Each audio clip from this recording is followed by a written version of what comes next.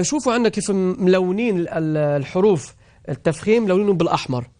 طيب شوفوا هون قاف ظا صا قا ضا، كمان قا ظا ضا. هون حرف الخاء. حرف الراء ملونينه أخضر. طبعا حرف الراء له لوحده حكم متى يفخم ومتى يرقق، لكن هون أنا استخدمت حروف الراء المفخمين لونهم بالأخضر لميزهم عن حروف الاستعلاء السبعة اللي هن خا صا ضا غا طا قا ظا خص ضغط تنقذ، لأنه حرف الراء لوحده له حكم خاص تفخيم وترقيق بناخده فيما بعد. فإذا لوناه أخضر الراء لأنه هون جاي إنه يفخم، حطيناه بلون الأخضر. رح نقرأ أول شيء حرف القا قا قد ظا صدور. هون قل بفضل الله. هلا بنشوف بعد شوي مثال صعوبة تطبيق صفات الحروف أو التفخيم والترقيق عندما يأتي حرف مفخم وحرف مرقق بنفس الكلمة. هون بده واحد يدرب حاله ويدرب يعني الحنك على النطق بهذه الحروف.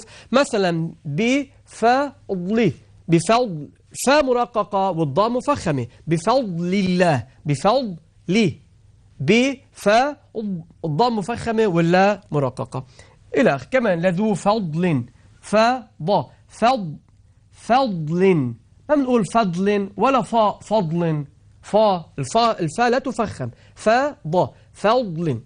رح نقرأ بسم الله الرحمن الرحيم. يا أيها الناس قد جاءتكم موعظة من ربكم وشفاء لما في الصدور وهدى ورحمة للمؤمنين.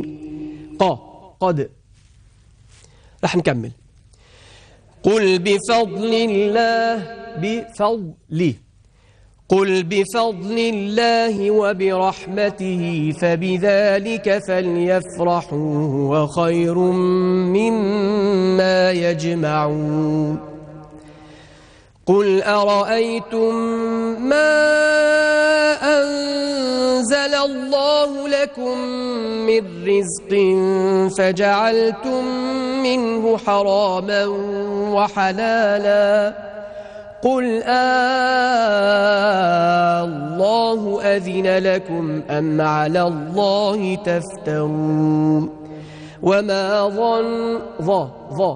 وما ظن الذين يفترون على الله الكذب يوم القيامة إن الله لذو فضل على الناس ولكن أكثرهم لا يشكرون.